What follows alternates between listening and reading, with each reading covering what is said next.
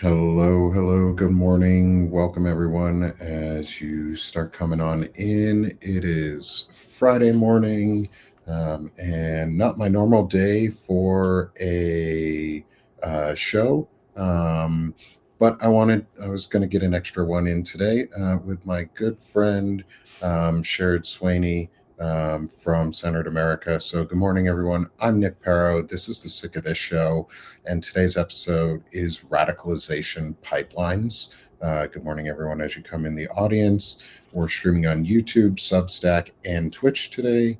Um, and so, welcome, Sherrod. How are you today, my friend? Good morning. I'm doing very well. Today has been kind of a crazy start to the day. Trade talks Yeah, with Canada fell through, Midas touch, all the stuff's going on. I'm prepared to talk about what's radicalization pipelines. I think it's a big topic. Me and Gavin at Center America have been talking about it for a while now. It was one of our main messages that we wanted to start when we started Center America was tackling the young men that are getting into this radicalization. yeah, and That's one of the reasons I really like. That's actually one of the reasons I really like the work you guys are doing. Is because one of your focuses has been on colleges and things like that, and how you can fight back almost against it as an anti-turning point, or Yeah.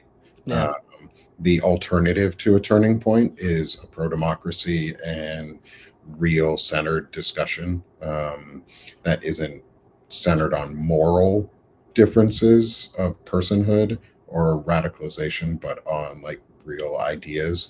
And so I want to go into those because with you this morning, but I do want to touch on something first. I Yeah. want to touch on the Midas touch um, thing because yesterday I started talking about it in a way, and then Shane helped blow it up and spread the word a little bit more. And then an hour ago, the Midas Touch Network responded to one of Shane Yurick's posts about um, about our responses. So yeah, let me explain all of it, Lefty Prof. I'll give a little bit of info, and then we're going to move on. Once I want Sherrod's opinion on it. We have a quick discussion, and then we'll move to our next conversation piece, which is our radicalization pipelines. Um, so the destruction of the East Wing of the White House. This is where this is all stemming from. Is the uh, dictator in charge of the US government right now destroyed the entire East Wing of the White House without any permits, permission, oversight of any sort, doing multiple felonious acts and um, implicating a ton of people in felonies. The Our response to that was there is nobody filing lawsuits. I'm not a lawyer. I cannot do that. I cannot file lawsuits like that. Like, I don't have that background. But there are major networks that we have supported that do active work typically for pro democracy or democratic party level messaging. A lot of times, it seems nowadays, um, was we are calling out the Midas Touch Network as to why they did not have a coordinated response as a bunch of lawyers. Why couldn't they have a coordinated response with those who are still currently practicing law to proactively and preemptively prevent things like the destruction of the White House? Um, and so I'm going to show on the screen here, real quick, Shane's message that he put out. Um, and before I do that, we're going to welcome Gavin on as well. Good welcome, Gavin. How are you today? Gavin Favor. Good. How are you doing, Nick? I'm I'm doing good. We're Awesome. renting a little bit right now on Midas Touch's response to Shane Urick, um, on calling them out for not doing actual active engagement. Um, and an hour ago, the Midas Touch Network responded to Shane Urick in a thread on a note, and I want to show it. And I want y'all's opinions on it before we get into radicalization pipelines, because I'm a little pissed off that Okay. they're not doing shit that's actionable and meaningful. They're just getting a lot of money, and we don't know where it's going. Um, so, good morning, Gavin. Welcome, my friend. It's good to see you Thank with you, us. It's gonna be a big day. It's going to be a fun day. And I mean, they have a host to respond to Kat in the chat. They have a host of people who are different lawyers for different subjects, but they also are like really intelligent men and women who work there who could have coordinated with others in those professions. Like, I'm asking why they don't have a war room. Like, why are they not prepared for this?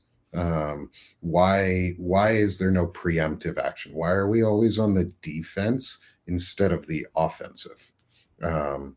So here's what Shane wrote, and I'm going to put the link in the chat as well, so anybody can go to it. I'll even put a QR code up for the link itself here in a second, and we're going to talk about this.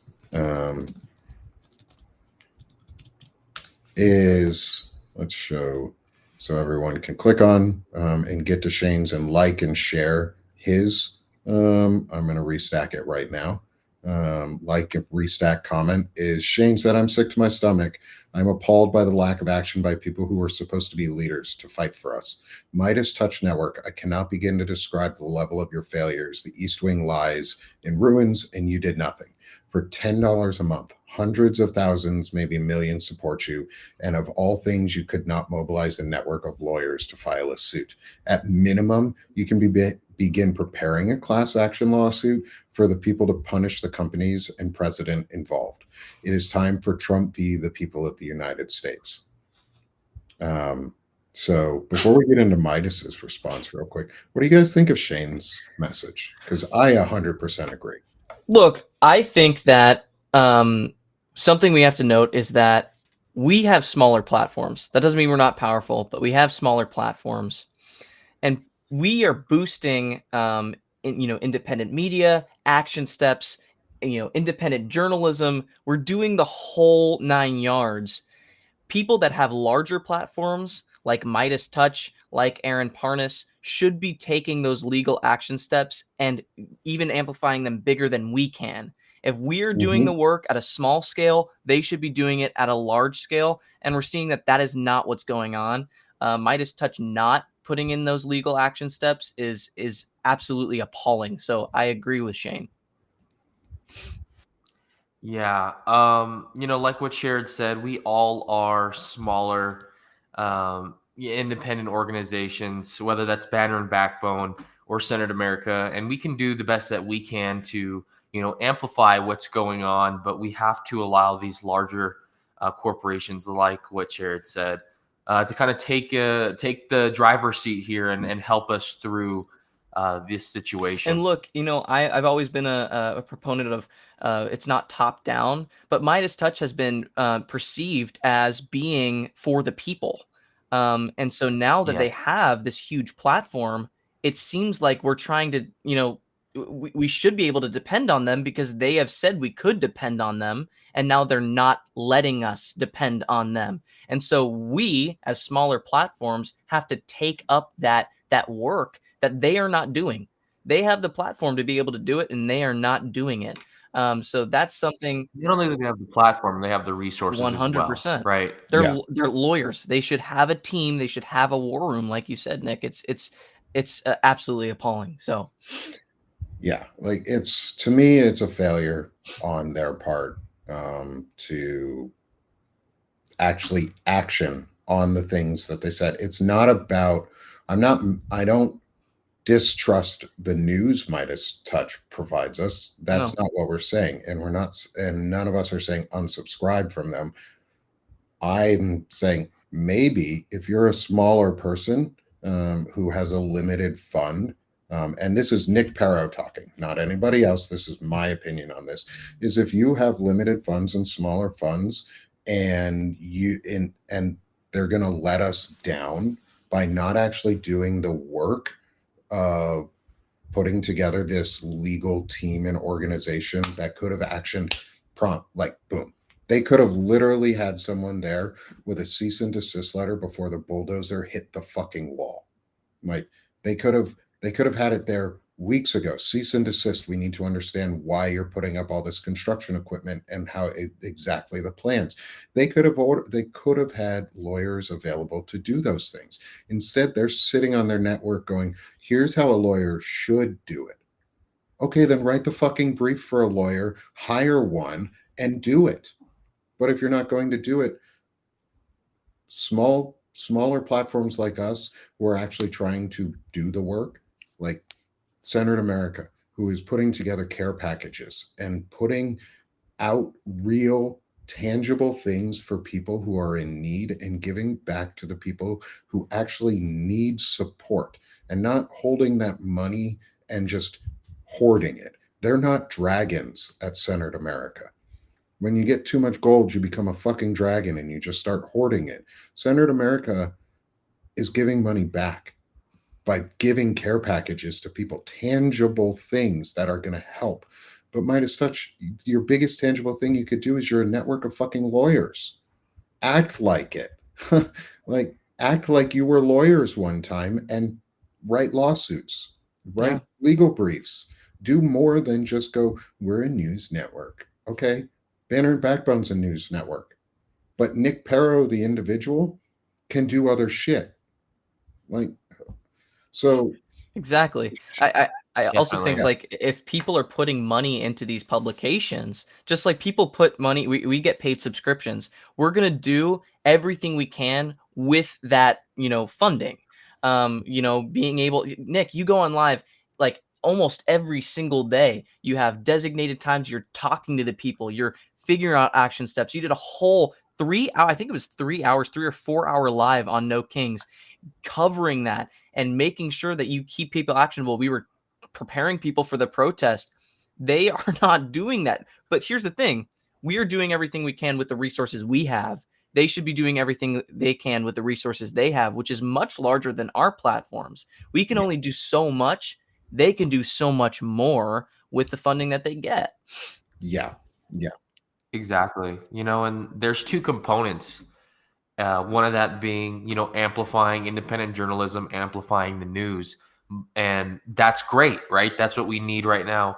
But what we need more than that is actual physical change and attempting to do something to benefit the people who have been supporting you for years, right? And that's what we're trying to do back at Centered America, is give what our amazing community all over the nation has allowed us to give, right? All of you guys, we can't do what we do without you. And, thanks to our amazing community here, we've been able to do so much good, so much tangible good to so many different communities.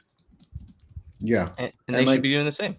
yeah, and it's like one of our subscribers said in the chat was legal AF does keep us updated on the legal news. I'm not complaining about the updates that they provide us on news and the information they give us in any way. I love the information. I'm glad they do it. Yeah. We need them to do that.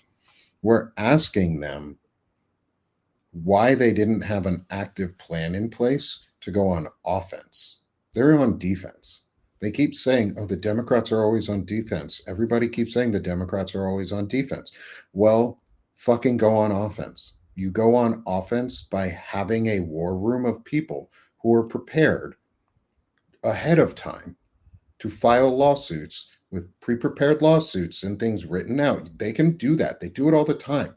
Lawyers do that all the time. Is pre-write like simple lawsuits, like the framework of a law of a filing is just a structured document. Like they could have had all of this ready, because if if Gavin and Sherrod and I can think of the idea that, oh, the ballroom is coming, and this is where they're going to put it, and oh, it looks like they'll probably demolish the East Wing in the process. If we can think that simply of an idea, and we're not lawyers, they can do it too. If it took Shane 10 minutes maybe to find the 3 laws that were violated, like federal statutes and laws that were violated, and flooded the inbox of the company doing it. Midas Touch didn't do that. Midas Touch didn't restack Shane's work. We restack their work. Why aren't they restacking ours? Why aren't they restacking the work of people who are actually putting in the effort and giving real content back? So I'm not going to I want read to. Shane before I'll interrupt just for a second before we go on, just so that I can move the screen down. I'm not going to read Midas's response other than our job is to be a big megaphone. No, the fuck it's not. It's to be more than that. I will not play their And even video. if it is, you can do more personally. You know, I like what you said, Nick, where, you know, you have Banner and Backbone, but you are also Nick Perro. And that's a great point to make, right? You know, if you're committed to the development and rebuilding of this democracy after this administration shreds it to pieces, you know, you can't just hide behind that shroud and say, hey, you know, we're just a big megaphone here at Midas Touch. You know, be something bigger than that. Be something that the people can be proud of supporting. And, you know, I don't denounce anything that they do with the news, like you said. I mean, they're a great, responsible news organization that provides adequate news for the situations constantly happening. But, you know, we'd like to see more out of these individuals at Midas Touch. And I want to address some comments in the chat, because I really care about these comments. I think that these individuals, their voices matter, and I want to address them. So Lynn and Cheryl, what you're saying about Dems fighting Dems, that's how we lose. What you're saying about infighting makes us look weak. We are not saying that what Midas Touch is doing is completely something we shouldn't support. We agree. I mean, we love independent journalism. That's what we do at Centered America. The problem is that we need to keep democratic messaging and progressive messaging cohesive. And when you have billionaires, when we condemn billionaires, when we condemn oligarchy, when people in our own party or when people with our same views are not utilizing their resources to actually do something for us, we have to say something. Even though we can, you know, love that they are reporting on the East Wing or love that they are giving that journalism to us, they can't just be a megaphone if they have those resources. And that's what we've been fighting for. No Kings is against these billionaires. No Kings is against hoarding money and taking it away from the people. It's putting that and using it for the people. And it's not just infighting. It's not just trying to fight back Dems versus Dems. It's we need to hold everyone accountable. And if we don't do that, we can't actually properly fight back against the Trump administration. It's the same thing with Graham Platner that we were talking about.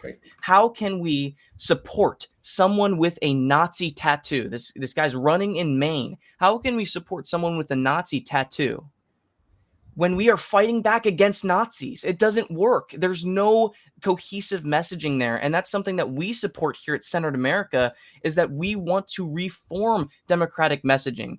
Yes, start with Congress, not independent media, but both. We have to hold both accountable. And if we can't have cohesive messaging, none of it works.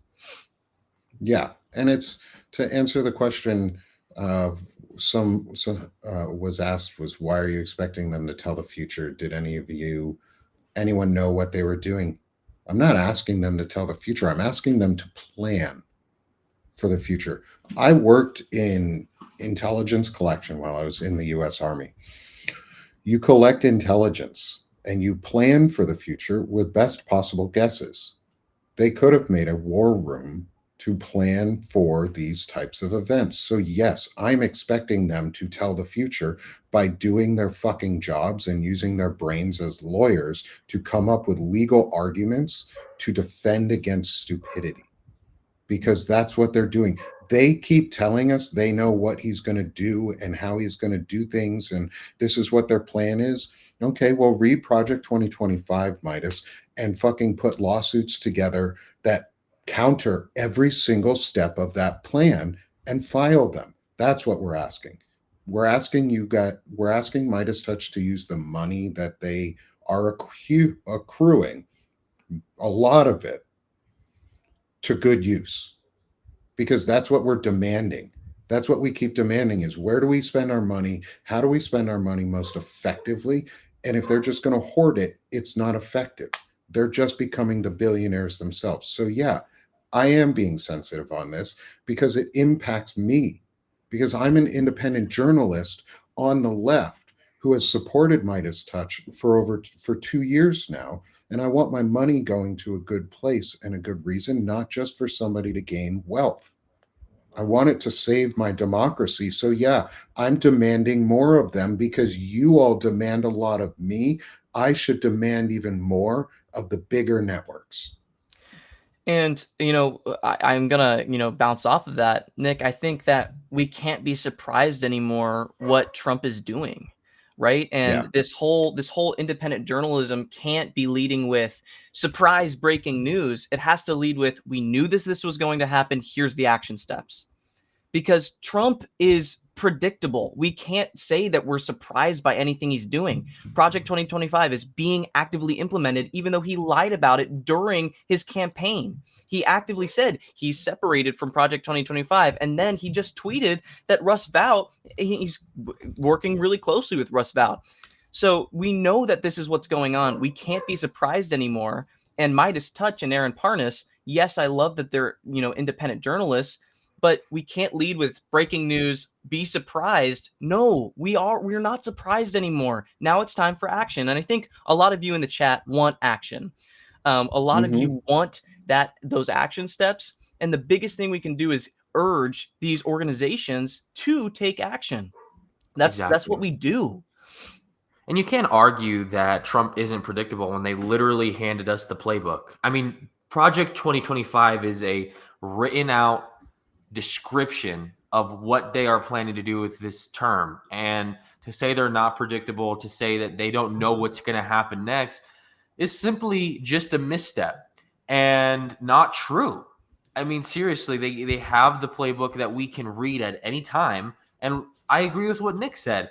Read every single step in that plan and come up with a legal defense for it and file it, right? Yeah. Or give the money that you're making to an organization that can. If Midas Touch, if it really is the people versus this administration, give those responsibilities off to somebody who can, through financial donating, or something, right? I mean, because this is a fight against right and wrong.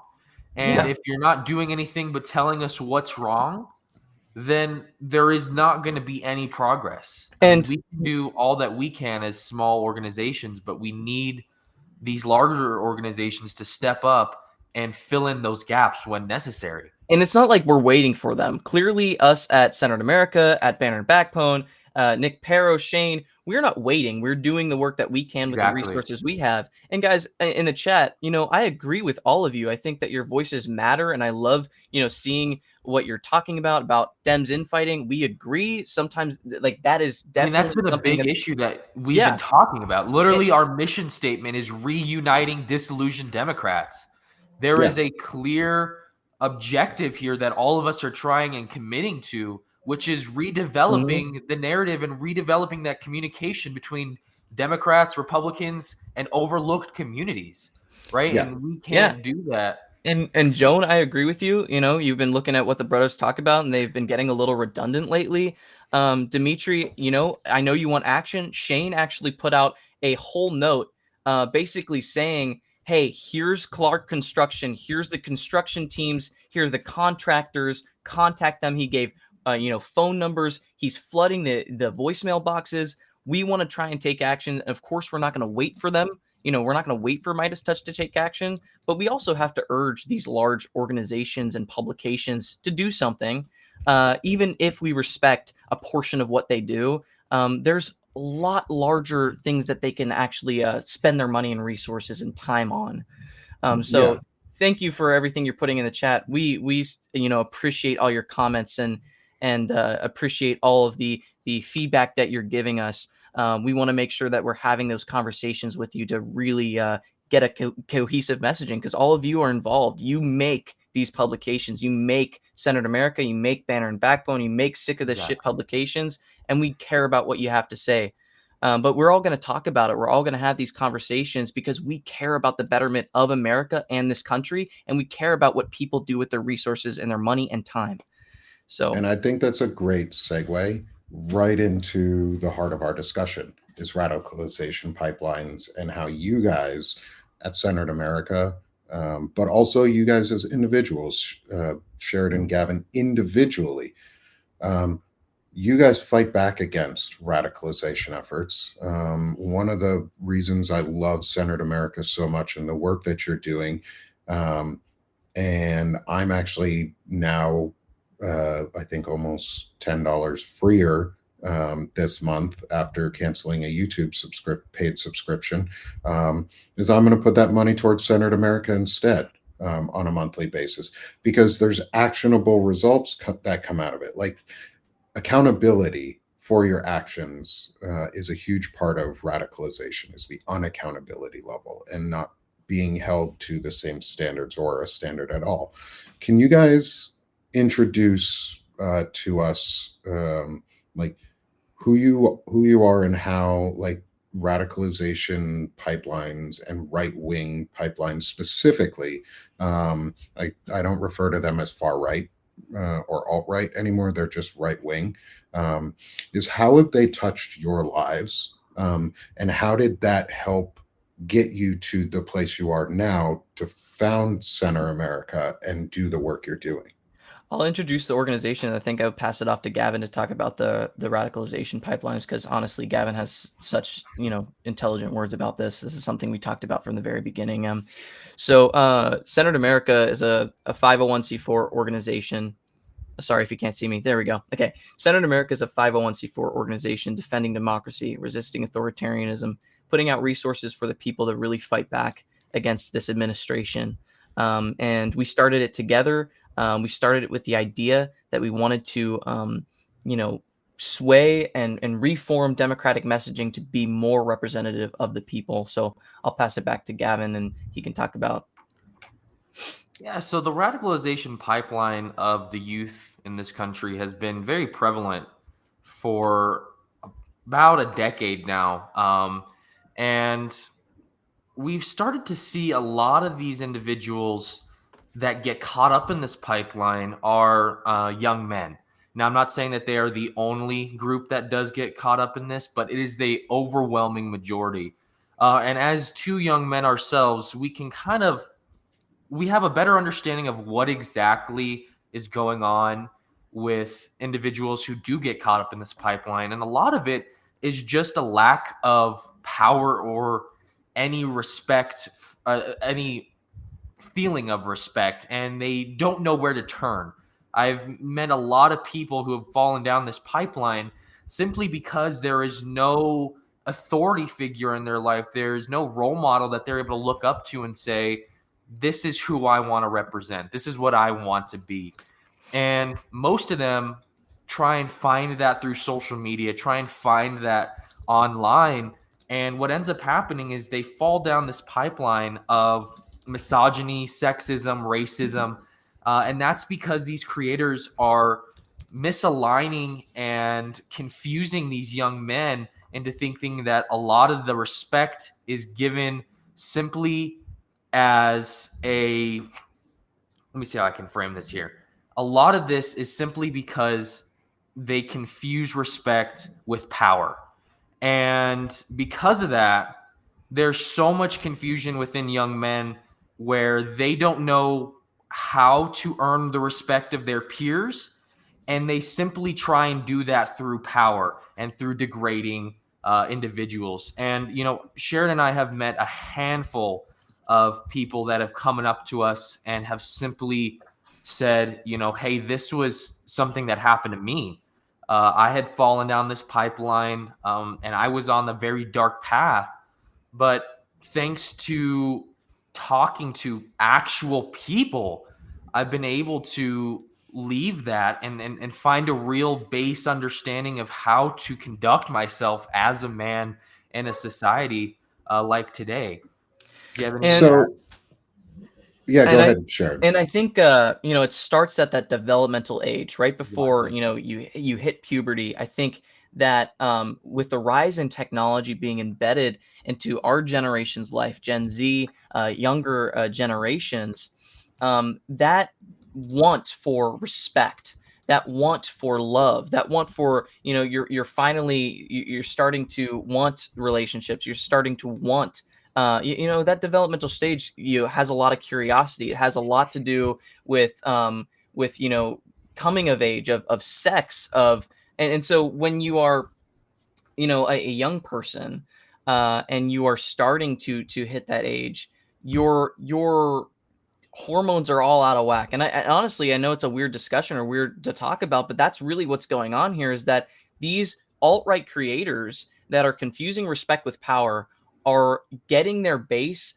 by propagandizing on younger individuals. And it's been growing. And those spaces, those technological spaces, feel like a mask that you can hide behind. You're hiding behind a screen and you're able to have that power. And it's because they feel so separated from their peers that they feel like the only place to turn to and the only place to go is MAGA, because they're opening, wide with their open arms, right? They're saying, come here. We want you. We want your support. We want your mind. And that's what's going on. And I think a lot of it too is it kind of goes back to the way that we're taught to think. And critical thinking relies on being wrong sometimes and asking yourself what you can grow from failure. And what MAGA takes away is that self-reflection.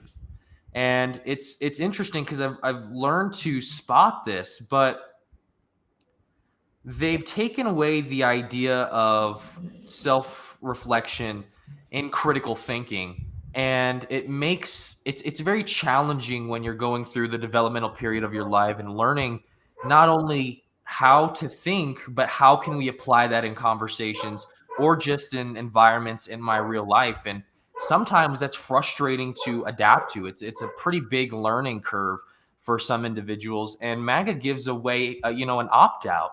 My opinion's right. I'm always right. I can never be wrong on anything.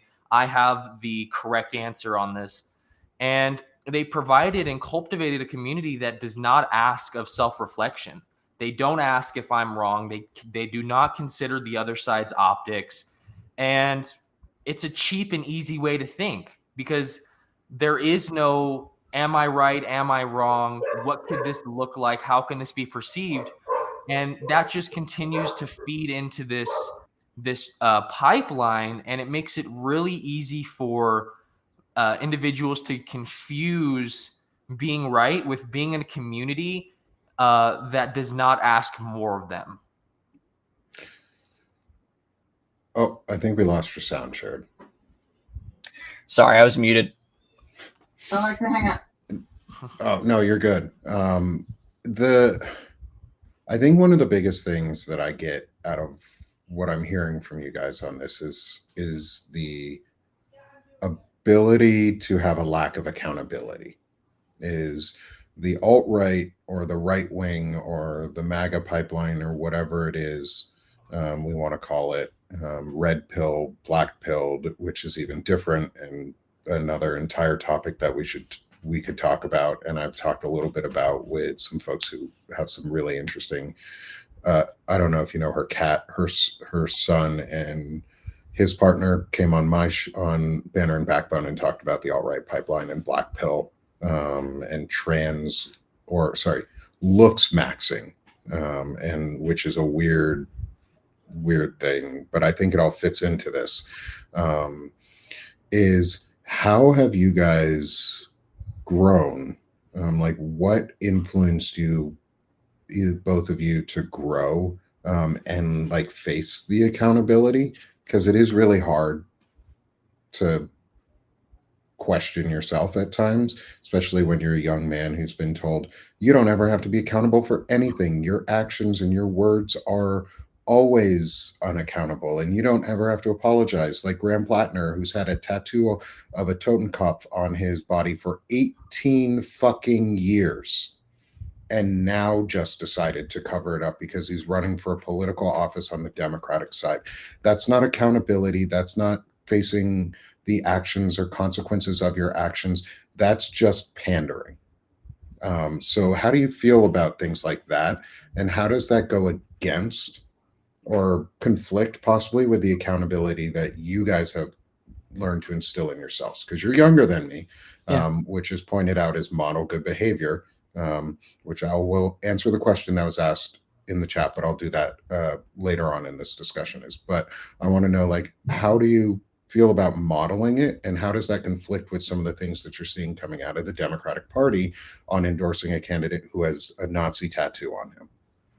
Yeah. So I, for one, have learned that accountability from watching my parents' relationship, them splitting up, and just having those that addiction in my family. I come from a family of addicts, and I've beat that kind of predisposition for myself.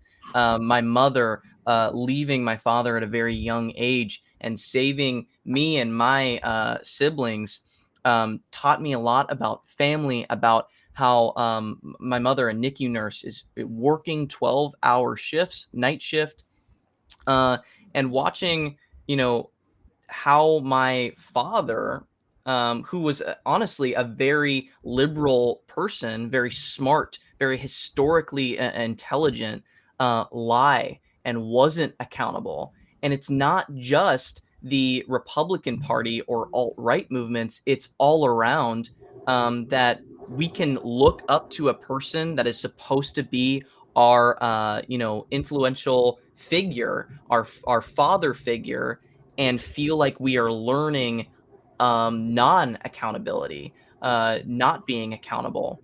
And I learned how to be accountable because of watching my peers, of watching how it affected my mother and my siblings, and how I can be better and learn to be a good person. And talking about, the Democratic Party, we need to have that accountability. If we are fighting back against people who are not accountable, having someone as a representative of the people that is not accountable doesn't work. It doesn't match up. You can't go, you know what, let's fight not accountable with not accountable. It doesn't work. You need to have someone that's accountable and for the people to fight back against someone that is not accountable. And like what I posted today, Nick, I restacked your post and I said we can't have Nazis fighting Nazis. It doesn't. It's not a thing. Yeah, it doesn't work. Which Nazi do you want to win? They're both fucking Nazis. Exactly. Yeah, great there, Sherrod. Responsibility and accountability have been instilled in me in a very young age. I've had the great pleasure to have such an amazing dad raise me for my 19 years here on Earth, and he instilled in me the values of responsibility and accountability through just his actions and showing me how he conducts himself as a man, both socially and as both socially and professionally in the world, and being able to look up to that and seeing how a man conducts himself has really provided me a stable idea of how I can pertain that to my life and how I can continue to grow into a more accountable and respectable young man here. But I would like to add another thing as well. Both Sherrod and I are artists. And a lot of being an artist is failure and continuous failure until you finally have success. And, through the trials and tribulations of just art and learning how to be expressive, taught me that failure is not a bad thing. Failure is a way to self-reflect and to learn and to grow. And I think understanding that not only just from an art perspective, but from applying that to your real life and your individuality makes me and makes my peers more. When I say peers, me and Sherrod, it makes us more conductive to hearing out other people and understanding that just trying and doing something, whether or not it fails or not, is a great start to something bigger. And I think also as young men, me and Gavin grew up together. We've had times where we were, not the best of friends or the closest Exactly. because of things that had to do with that coming of age.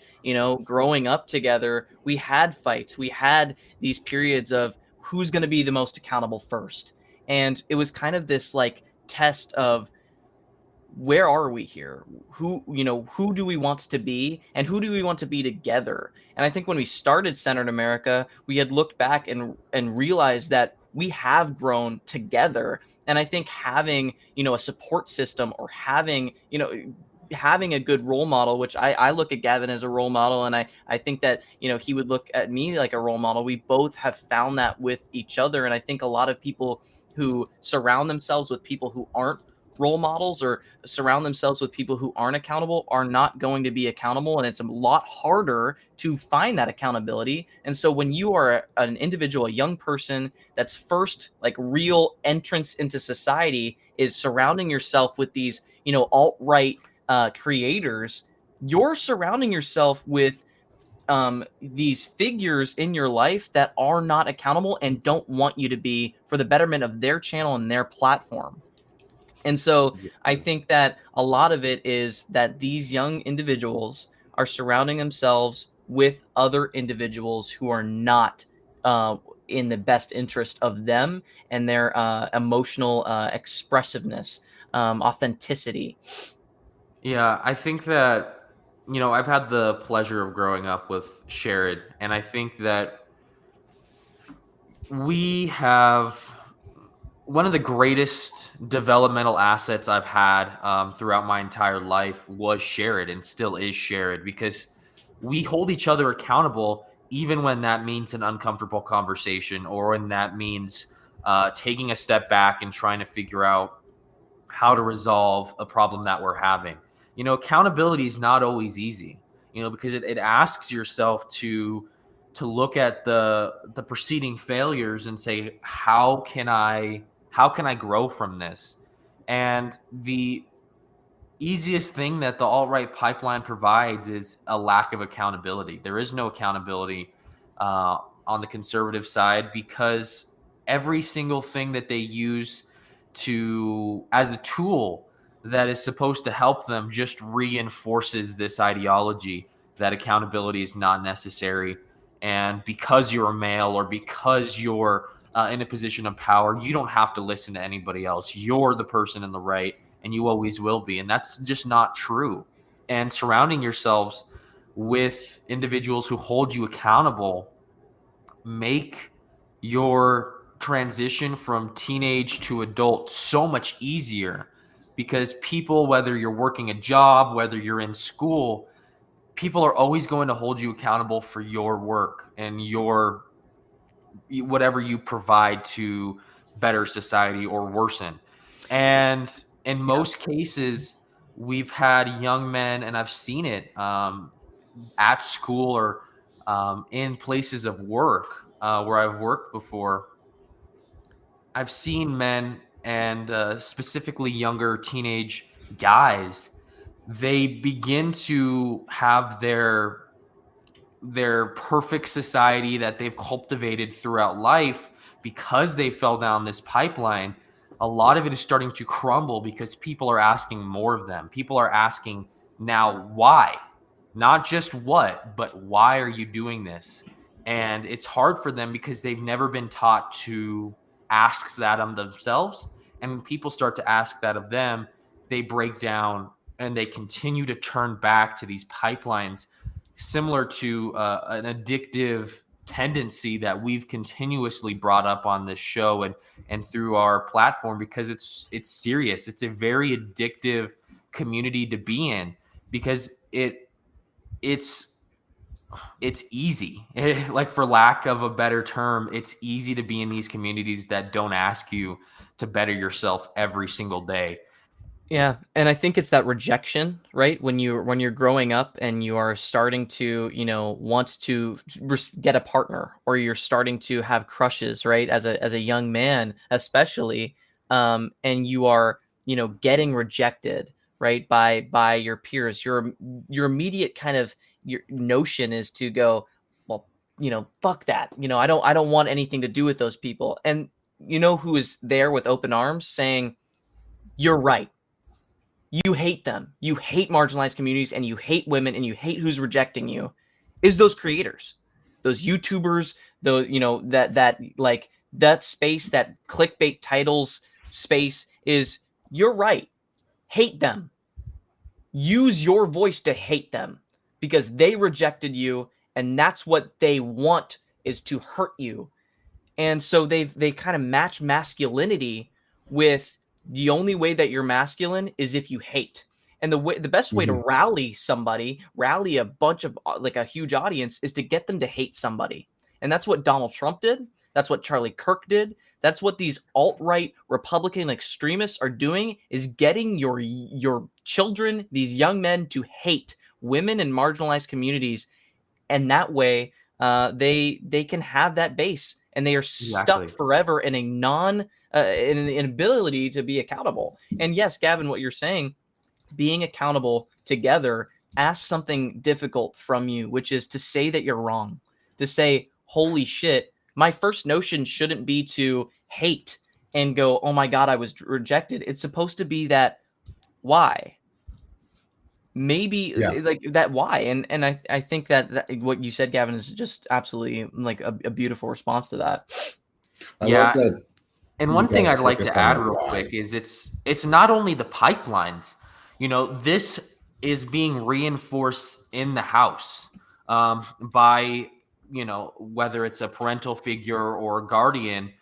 We have to address not only the pipeline that's prevalent online, but also that these actions and these thoughts are being reinforced at home as well. I mean, the phrase "the apple doesn't fall far too from the tree" is true, right? Because a lot of this stuff is being taught and or reinforced at home. And I think that there's just an overall lack of accountability in the Republican Party, and especially in this administration. And what's even worse is they're allowing that and promoting that any way possible. Yeah. And I think the big thing that you guys talked about in all of this is you learn to ask yourself why, or other people why, but you also had each other. And that's a really important, I think, is especially for young men, is to have a male friend who's willing to tell them that they're wrong and why they're wrong, without fear that you're going to lose that friendship, because being truthful to each other can be really hard. And it's also super important because it's the only way to grow.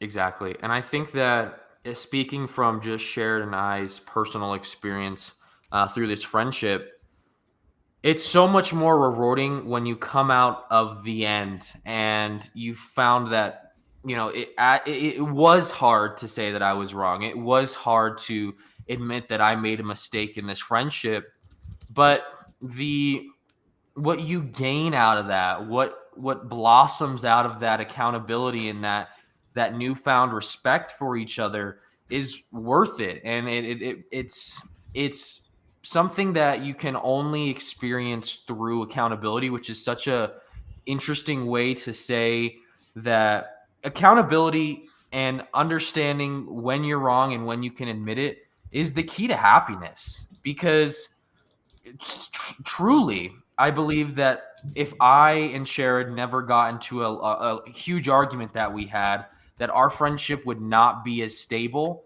and as strong and as wonderful as it is now.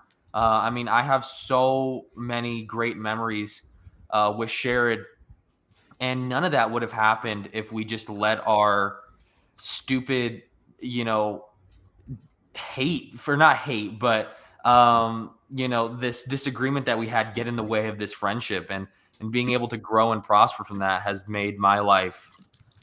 It really has bettered my life in many Because ways. I mean, it's part of growing up, right? I mean, it's part of those developmental stages of growing up through elementary to middle school to high school, where you're having these disagreements and you don't know where to lie and you don't know who to come to, who to trust, and you're learning all of these boundaries and what you can talk about and what you can't, what you should or shouldn't say. And if you have someone going, nothing's unrestricted, and you can be angry at whoever you want whenever you want because you deserve that, and that is you don't have to ask why. That is something that is causing so much harm. We are losing the young male vote. That's one of the biggest demographics that we lost here in the last election cycle, is that young male vote. And it's because they're basing it all off on, there is hope for you, and you do not have to not be angry, and you don't have to ask yourself why. You can You always don't have to change. stay in that rejection. You can always stay in that, well, if they don't like me, then fuck them, and I want them to, like I was seeing these comments like talking about using protesters as speed bumps. It's this idea that anything you can turn it violent, and they're okay with saying that because there is an unrestricted filter on social media and on technology where they feel like they can get away with all of the hate that they want, and it's because of those developmental stages. I'd like to add something a little bit to this conversation. Because of this pipeline, it's allowed not only them to not have accountability, but it's reinforced the idea, if somebody is angry at you, if somebody is upset with your actions, then that reinforces that you're right. So I would like to give an example of something that happened that Melissa had brought up. Like, there was somebody who stopped and got out of their truck, and everybody was getting mad at them, and they kind of just gave her like a smug smile. And because that idea of people being mad at you means that you are correct has been continuously reinforced in the Republican Party, because that's how they win votes. And that's how they convince these supporters that they're in the right, by making sure that they think whenever anybody is mad at them, whenever they see anybody, ask them to explain themselves, that means that they're instantly correct. And that's misogyny. Like, that's pure, exactly. Like, it's the same thing in the misogynistic roles. Kate Mann, it's a book by Kate Mann. She wrote a great book on it about empathy and how even other people surrounding a male figure like Brett Kavanaugh will just make sure that he feels that he is in the right no matter what. And that is also what's going on as well. Anyway, Nick, sorry. And no, it's perfect, because all of this discussion leads really into the two topics I brought up at the beginning, which is the Midas touch issue and Graham Platner. So I'm going to first address the Graham Platner thing. Accountability means taking the time after you get a stupid tattoo when you're a young Marine to go look up what that tattoo means. And if it's a Nazi symbol, get it fucking removed, or take a hot K-bar and burn it off, because that's what other Marines and soldiers do to themselves when they get stupid fucking tattoos. So don't tell me, or don't be in these comments and someone put a really good question out or a really good statement, and that's why I'm commenting on it. So thank you for the statement and the way you put it about it. Is, why do we have to believe him? Why do we give white men the benefit of the doubt on fucking everything? He has a Nazi tattoo on him, people. Start asking him to prove why he's not a MAGA operative. Ask him to hold himself accountable, because it's not accountability to have a tattoo on yourself for 18 fucking years and not know what it means. It means you're willing to overlook plenty of details. And those details are lives when you're in the government. Those details mean people die. So I know every tattoo on my fucking body. I know what they mean, because I'm accountable to what I did, because I put a permanent ink on my body. and I'm accountable to that action. So no, Graham Platner, you don't get to just have a pass because you're a white dude. And it's a dumb, it was dumb to get that tattoo. But if he also had a male friend who was in the Marines with him, who was probably like, hey, brother, that's a fucking Nazi symbol. You should get that shit removed. He I was also knew what it was. I was reading earlier that he would basically tout it around, basically saying, "This is my Totenkopf. This is the tattoo. This is the Yes. tattoo I was wearing." And like he apparently he said it in a cutesy, small little way. That's what the quote was from a friend of his, someone who knew him, said that So he fuck him. knows what it is and that he is very aware that it was a Nazi symbol. And I'm gonna just put this out there, giant star David on my forearm. I put it there for a reason because Jewish people have a history of World War II where on their forearms they would have numbers tattooed into their arm to categorize them and label them for the Holocaust and for concentration camps, which is why I have a giant Star of David. So people who keep telling me, just get over it. No. If No. let's take another example here because accountability matters in this. If Zoran Mamdani had a ISIS tattoo on him and then covered it up right before the election, would all of you go, just get over it? He's changed. Just get over it. It was just a tattoo. It was dumb. He didn't know the meaning of it. No, you would fucking run him out of the country. You would jail him for being a terrorist and run him out of the country, run him out of the Democratic Party, and isolate him because that is a terrorist organization. But we're so willing to let a white supremacist organization have the benefit of the fucking doubt. That's how we got here.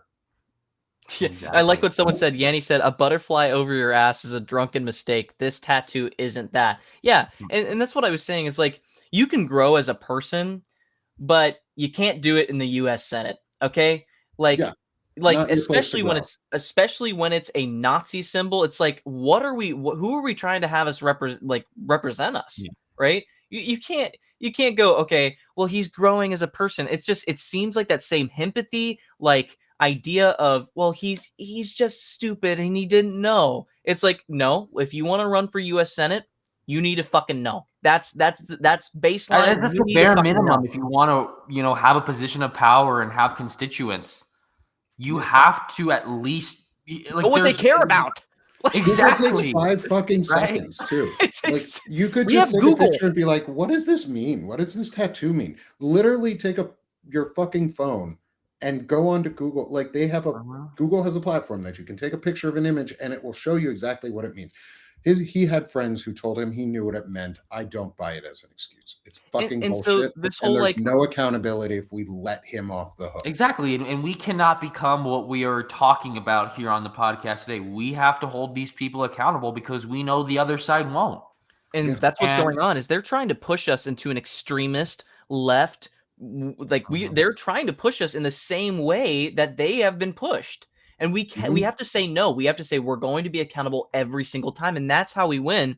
But also this idea of, well, we have to fight back. We have to get someone younger. Is this the best they have to offer? Really ask yourself in the chat. And anybody in the state of Maine. Platner. Yeah, is this the best we can do? Well, this is not. There's so many people in Maine. I grew up in Vermont. I know people in Maine. I knew this state. Like, it's a beautiful place. There's so many great and amazing people who live there. One of you step up instead. Yeah. Like, I don't live in Maine, so it cannot be me. Run for office. If you're in Maine right now, fucking run. Like, there's an organization called What's it going to hurt? The citizenry is going to say, like, yeah, no, we don't want you in the end. What's the worst that can happen right now? Is somebody says no? Like, if you don't have a fucking Nazi tattoo on you, if you're Nazi tattoo free and you got some good progressive values, and you're already better than the previous candidate. You know what? You're better than Graham Platner. If you live in Maine, we'll help you fucking run. That's the thing. Yeah. We'll help you run. If you want to run against Graham Platner, fucking do it. Because we want to stay accountable. Yeah, because like there is more to offer in Maine. There always has to be more to offer. And we can't just be like, well, he's the best we have. it's the best we have. They cannot be perfect. No, they don't have to be perfect, but they also They don't have to have a Nazi tattoo. Yeah, like minimum qualification, no Nazi tattoos. Yeah. What the Like, fuck are we stop doing? normalizing Nazi symbols. What are Okay, we doing? we're just a few minutes over, and I have a book Yeah. club here in 28 minutes, but I do Gotcha. want to finish answering what we were talking about. If you guys are okay for another couple minutes, is the Midas touch thing. Is because somebody said I'm a little bit older, or I look a little bit older than the other two gentlemen here on this call, which I am. I'm at least 10 years older than both of them. And it's my responsibility to model good behavior, such as, say, calling the Midas touch and asking them why they are not doing things like this, or cross-platforming them. I cross-platform their work a lot. I restack, share, comment, Me too. post all the Yeah. time. Midas touch has never once restacked anything or liked anything of mine. Why would I invite them onto my show?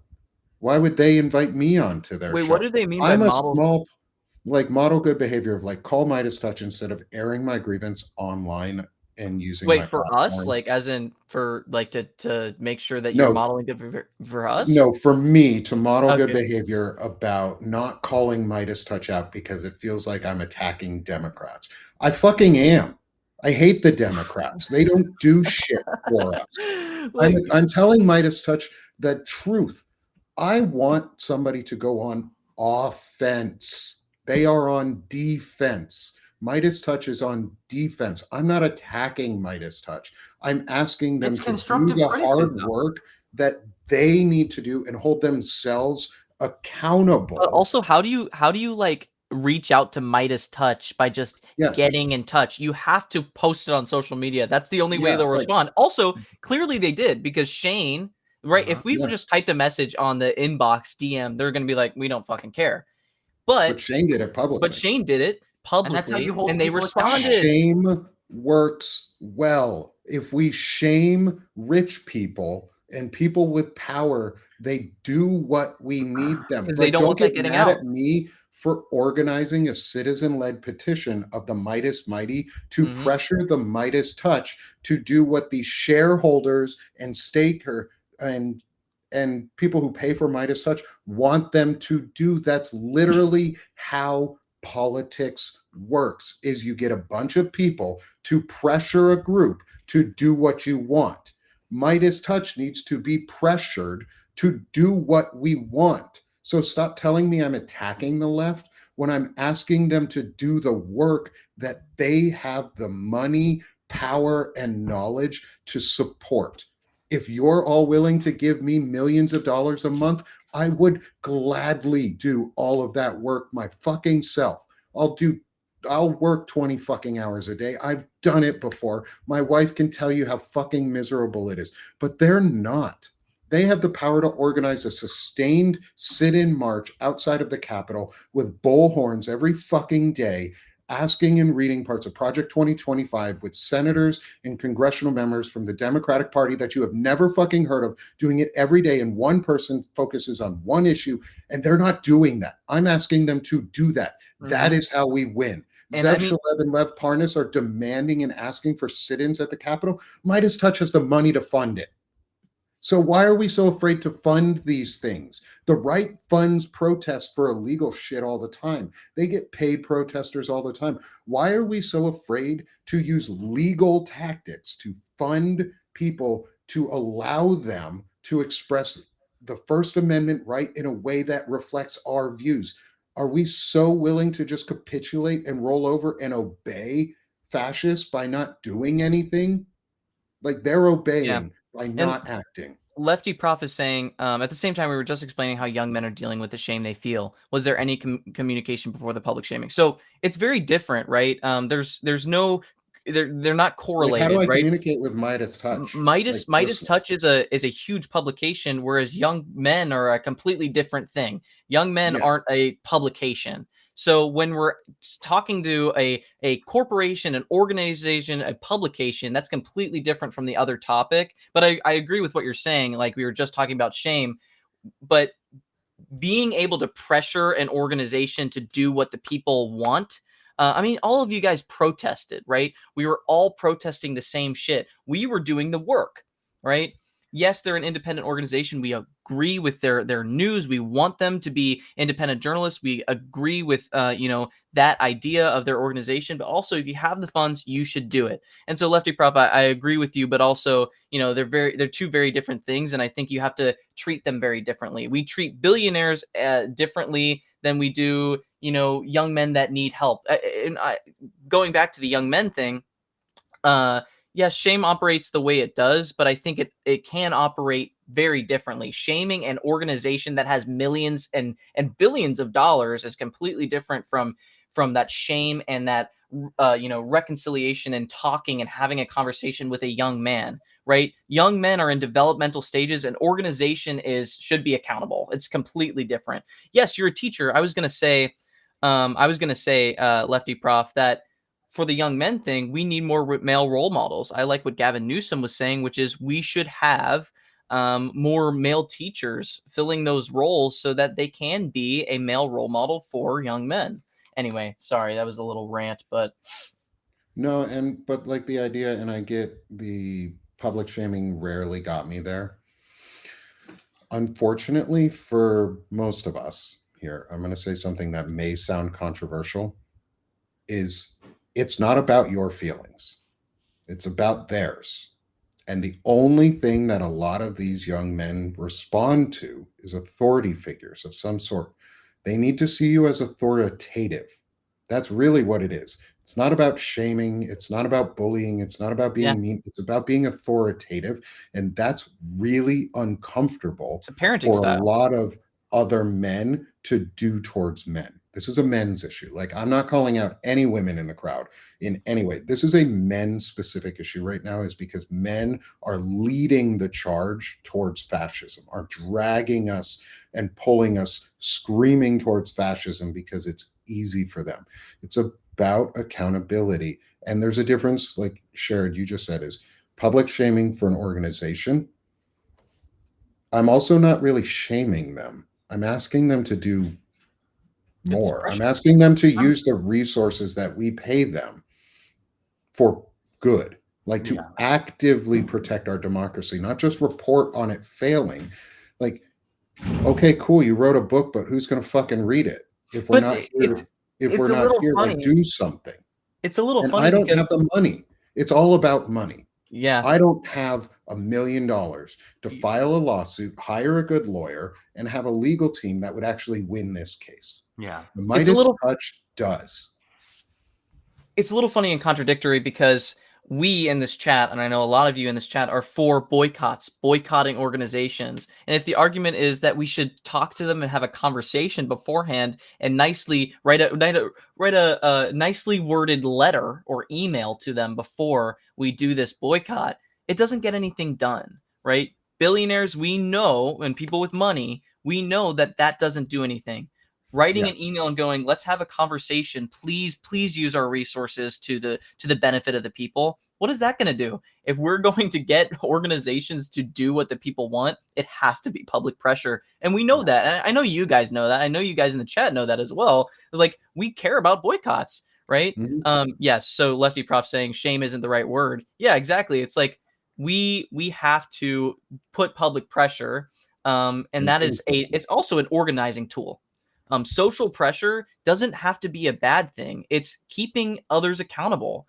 It's like, yeah, it's fucking writing a letter. Just stop giving my money. Exactly, Noble Blend. It's like, we agree and want to boycott these companies. We're stopping giving money to Hulu. That's how we got Jimmy Kimmel back on. If that's what we're going to do, if you agree with social pressure, then you agree with asking and putting public pressure on Midas Touch.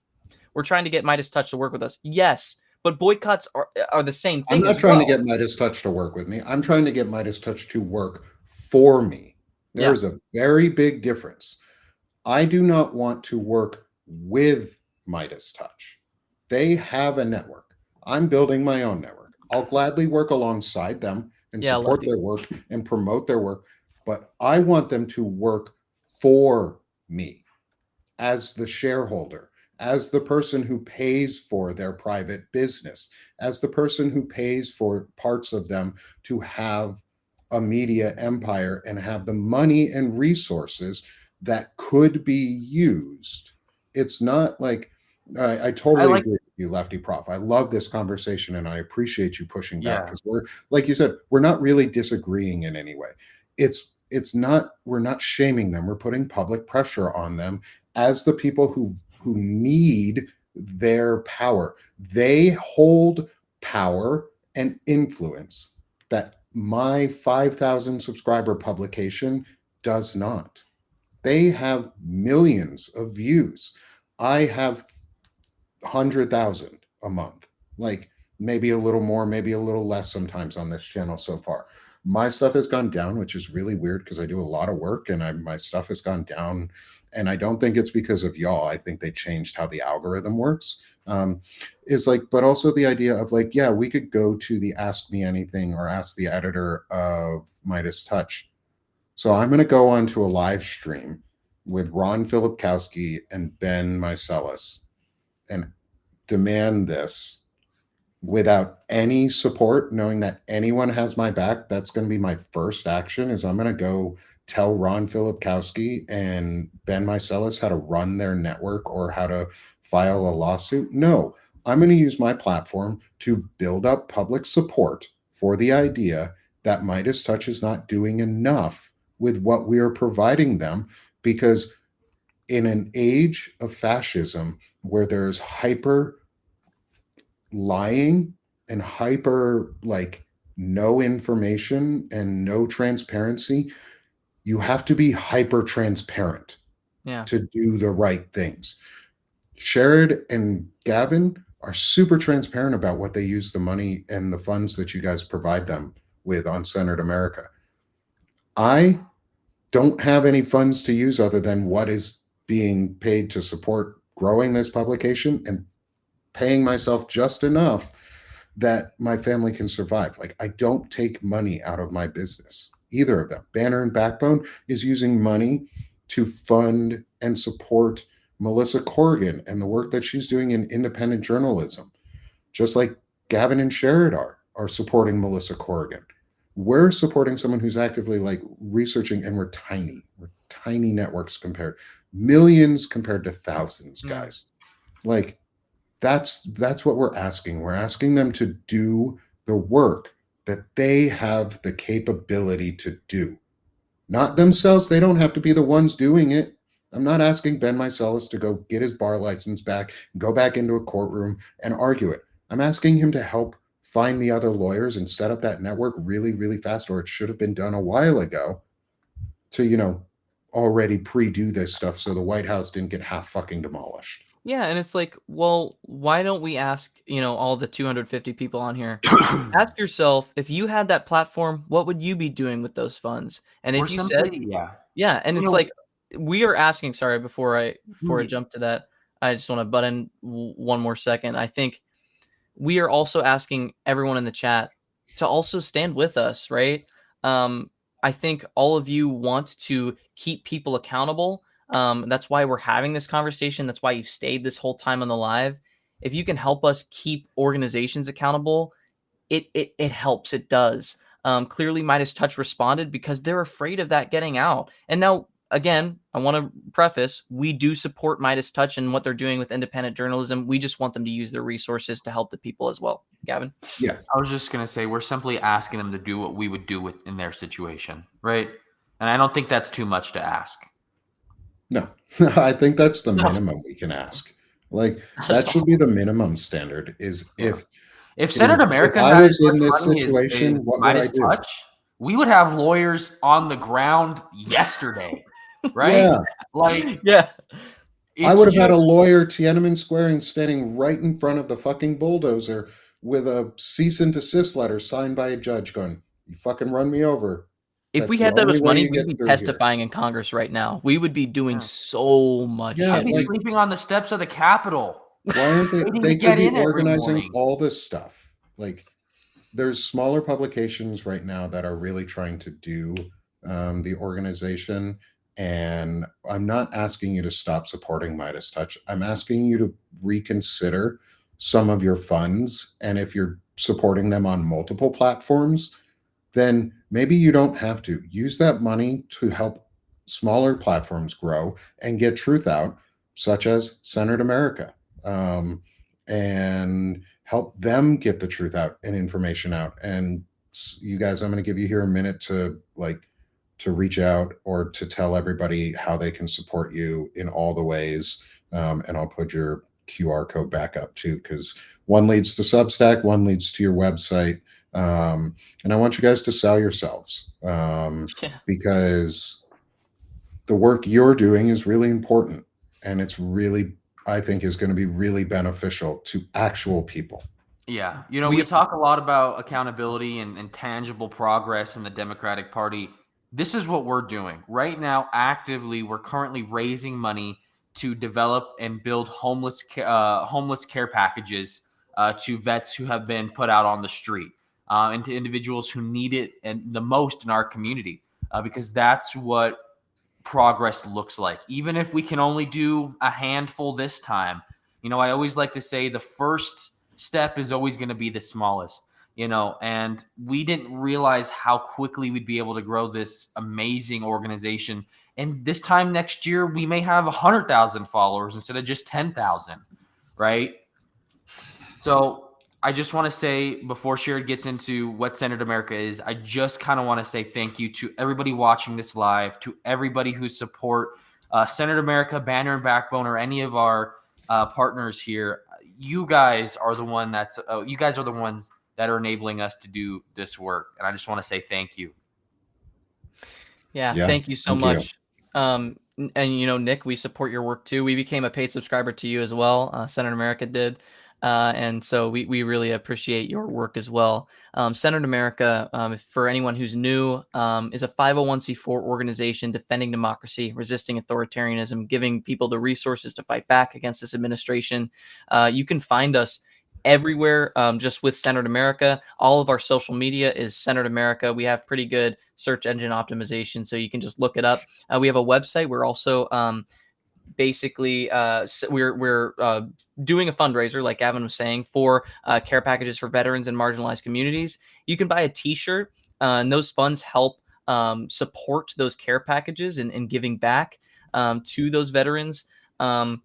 We are also giving back independent journalism and putting out actionable resources. So we prepare people for protests. We have tons of different resources for you on our page as well, like a Social Security crisis plan. We're talking about we're writing legislation right now to hold the Department of Defense accountable, and making sure that they are audited and pass an audit. That's something that we want to do.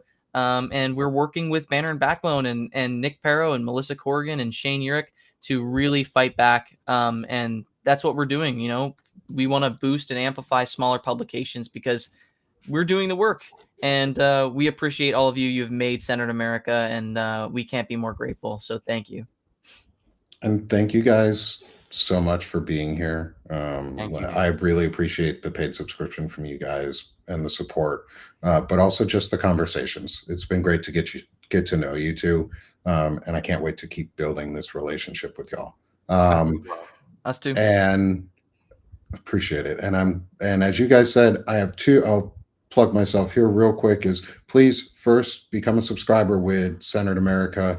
Become a paid subscriber if you can. They're amazing. Their work is really important, and I absolutely support what they're doing, and 100% just give them the support I can and where I can in promotions, because it's going to make a difference. And I'm working closely with them on my other platform, Banner and Backbone. Please come support me there. It's a small independent media network that I'm co-founder of with Lawrence Winterman. We work with incredible contributors like Shane Urich, Melissa Corrigan, Ellie Leonard, Walter Ryan, Jacob Summers. We have a book club, Anti-Fascist Book Club, coming up here in 10 minutes with Chris Goldsmith is joining us. Tara Devlin will be there. Hopefully Stephanie Wilson will be able to make it with us as well. We have an incredible crew that comes. So please join us there. Banner and Backbone, it's new small independent media. We're trying to get the word out, and we're civic focused and giving you actionable things that everyday people can do, and things that you can work with. And then finally, come support me here at Sick of the Shit Publications. I'm running a 50% off sale right now for the rest of the month. I am just about at 5,000 free subs. I'd love to get across that number today and start on our journey to get into 10,000. And please help me get over 200 paid subs as well. I'm starting to near that number. And it's all because of you guys. Like every single one of you, I've been able to expand onto YouTube and Twitch because of everybody here and the support that's being provided. So you all make a difference. So thank you again. Thank you, Sherrod. Thank you, Gavin, for coming me. And I look forward to talking to you guys again on Wednesday next week for our normal shows, but also looking forward to just continuing these discussions. So thank you so much, everyone. And as I always say at the end of the shows is let's stop being sick of this shit and let's start doing this shit, which means call people out for their mistakes, hold them accountable, and promote the truth, and demand those who have the power to do something to do it. So thank y'all. I'll see y'all soon. Thank you, and join me over on Banner and Backbone here in a couple minutes. Thanks, everyone. Have a great day. Thank you. Thank you.